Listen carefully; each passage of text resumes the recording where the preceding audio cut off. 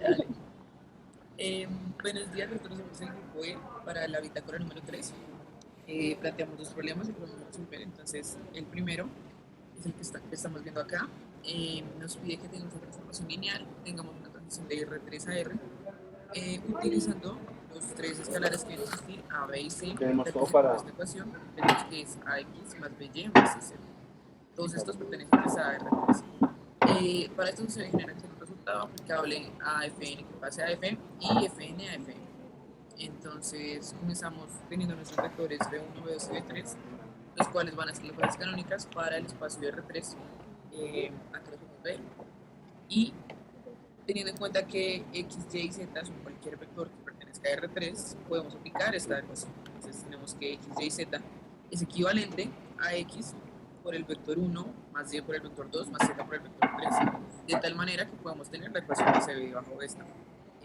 Finalmente, tenemos la transformación para esta ecuación mencionada y tenemos que esta cumple las propiedades de la transformación lineal, que son las dos que vamos a ver acá. De esta manera tenemos que valores para A sería TB1, para B sería TB2 y para C TB3. Entonces tenemos la estructura que nos plantea el enunciado. Entonces, para probar las generalizaciones que leímos en el enunciado, primero vamos a empezar con la generalización de la transformación de Fn a F.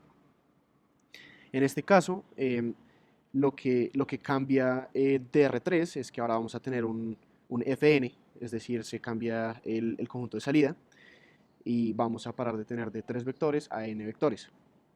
Se hace el proceso que hicimos arriba exactamente igual y nos damos cuenta que la generalización de esta transformación es correcta. Para la siguiente, la transformación de Fn a Fm, se cambia tanto el conjunto de salida como el conjunto de llegada.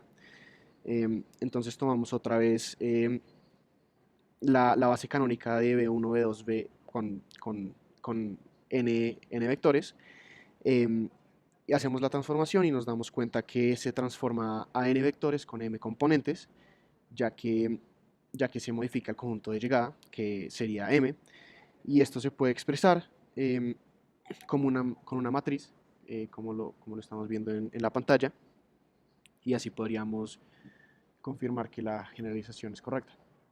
Bueno, para el segundo problema tenemos la definición del espacio vectorial V, que es la suma de los dos subespacios vectoriales W1 y W2. Además, define la transformación que va de V a B, teniendo en cuenta que si X es igual a X1 más X2, con X1 perteneciente a W1 y X2 perteneciente a W2, se tiene que la transformación de X es igual a X1. Con esta información podemos escribir la transformación de esta forma, que la transformación de X es igual a la transformación de X1 más X2, que es igual a X1. Entonces, la parte A nos pide demostrar que T es lineal. Para eso tenemos que comprobar los dos criterios, que es cerrado en suma y cerrado en multiplicación por escalar. Para el primero tenemos que demostrar que la transformación de A más B es igual a la transformación de A más la transformación de B. Eso lo podemos hacer a través de la definición de la transformación, ya que la transformación de X es igual a la transformación de X1 más X2, entonces podemos escribir esa transformación de A más B de esta forma. Y luego, por la misma definición de la transformación, podemos escribir solamente los componentes A1 y B1, ya que la transformación es igual a eso. Y por último, también como tenemos ahí que el X1 es igual a la transformación de X, entonces A1 es igual a la transformación de A y B1 es igual a la transformación de B. Por eso llegamos a lo que necesitábamos y se cumple con el primer criterio. Para cumplir con el segundo es básicamente el mismo procedimiento. Se usa la definición de la transformación y tenemos que la transformación de alfa x es igual a la transformación de alfa x1 más alfa x2. Como la transformación solo es igual al componente x1, entonces tenemos que la transformación de eso es igual a alfa x1. Y como x1 es igual a la transformación de x, pues se reemplaza y tenemos lo que queríamos llegar a un inicio. Entonces ya probamos que t es lineal. Ahora el problema nos pedía probar que W1 fuera igual a la transformación, teniendo en cuenta que Tx fuera igual a X. Entonces, por la misma definición de la transformación, tenemos que si W pertenece a W1, la transformación de W sería igual a W. Entonces podemos decir que W1 está contenido acá. Ahora, si W1 no fuera igual a la transformación con esta condición, podríamos decir que existe un X que no pertenece a W1, tal que la transformación de X es igual a X. Entonces, con esa suposición, vamos a ver que por la definición de la transformación de x va a ser igual a la transformación de x1 más x2, que es igual a x1, por lo que podemos inferir que x2 es 0 y que x es igual a x1.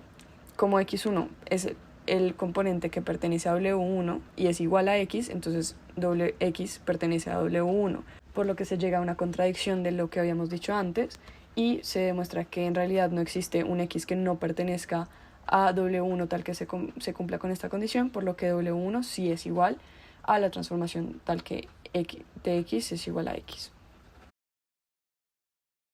En vez del problema nos piden probar que W1 es el rango de la transformación. Entonces para esto vamos a usar unas premisas que ya usamos en el paso anterior, en el que primero ya sabemos que el de x de una transformación es igual a 1, eso nos lo da el problema y pues x1 siempre va a pertenecer a W1 y W1 siempre va a pertenecer al espacio. Lo que ya habíamos usado era que si se hace la transformación de W1, o sea, del espacio W1 nos va a dar el mismo valor en W1. Entonces, por eso podemos decir que la transformación de W1 es igual a W1. Entonces, como para cualquier valor de B, la transformación en X va a llegar a X1, o sea, va a pertenecer a W1, y la transformación de W1 va a ser igual a W1, entonces ya podemos concluir que W1 es igual al rango de la transformación, que simplemente es el espacio vectorial del mundo de llegada. La segunda parte nos pide probar que W2 es igual al núcleo de la transformación, y pues esto se hace igualando al vector 0, entonces se tiene que la transformación de X es igual a 0. Entonces, muy parecido a lo que hicimos en la parte anterior para probar cuando hay un valor de B que pertenece pues, a ambos espacios que tienen componente X1 y X2. Si se tiene la transformación de X1 más X2, pues se tiene que igualar a 0 y como ya sabemos que el resultado de esa transformación nos tiene que dar X1, ya podemos decir que X1 sería igual a 0. Entonces, X sería igual a X2. ¿Eso qué significa? Que sin importar qué valor tome X2, si X1 es igual a 0, entonces la transformación va a ser igual a 0. Entonces, como X2, sin importar su valor, mientras esté en W2, va a ser igual a 0, entonces el núcleo de la transformación, que es el espacio vectorial del vector 0, va a ser igual a W2. En el punto C, nos piden que tomemos W1 como si fuera todo B y W2 como si fuera 0. Entonces, pues se vería lo que vimos en el punto A, en el que la transformación es igual a X para cualquier valor de X, ya que si haces T de X1, por ejemplo, entonces sería igual a X1. El punto D nos pide lo opuesto, que si W1 es igual a 0 y todo B es igual a W2. Como ya vimos que W2 es igual a la nulidad, pues o sea, al núcleo de la transformación, entonces ya sabemos que la transformación sería igual a 0 para cualquier valor de X, ya que X solo tiene un componente X2. Y ya ese es el final del problema.